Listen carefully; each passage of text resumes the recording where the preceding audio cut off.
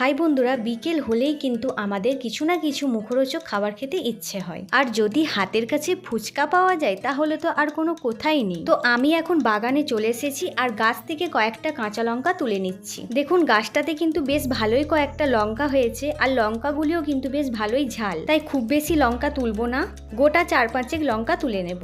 ফুচকার আলু মাখায় কয়েকটা কাঁচা লঙ্কার টুকরো পড়লে সত্যিই কিন্তু আলু মাখার টেস্টটাই কিন্তু বদলে যায়। আর একটু ঝালঝাল ফুচকা খেতে তো আমরা কম বেশি সকলেই পছন্দ করি।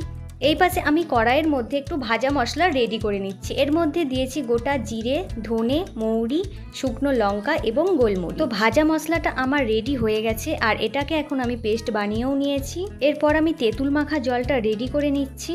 অল্প একটু পরিমাণ তেঁতুল নিয়ে জলে গুলিয়ে কাতটা ছেঁকে নিয়েছি। এরপর এর মধ্যে আমি কয়েকটা পাতিলেবুর পাতা মুলে দিয়েছি আর দিয়েছি বিট লবণ।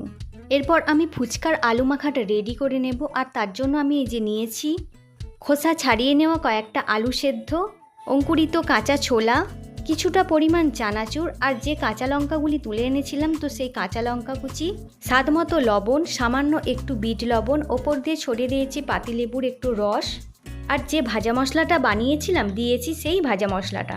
এবার সমস্তটাকে বেশ ভালো করে মাখিয়ে নেব। বাজার থেকে যে প্যাকেট ফুচকা কিনতে পাওয়া যায় তো আমি কিন্তু সেই প্যাকেট ফুচকা নিয়ে নিয়েছি 200 গ্রাম।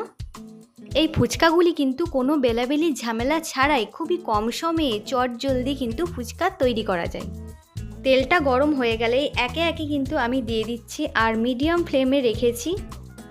আর একটু ব্রাউন কালার চলে আসলেই কিন্তু তুলে নেব। তো এইভাবেই কিন্তু আমি সমস্ত ফুচকাগুলো ভেজে নিয়ে দেখাচ্ছি।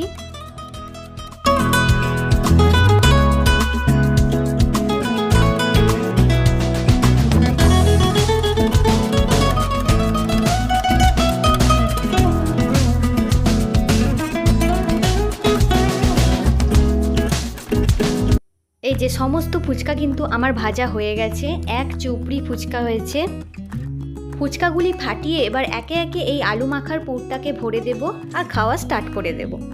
কি তাহলে বন্ধুরা, বিকেলে ফুচকা খাওয়ার ইচ্ছে হলে আমরা কিন্তু এইভাবে ফুচকা বানিয়ে নিতেই পারি, খুব কম সময় এবং খুবই কম খরচে।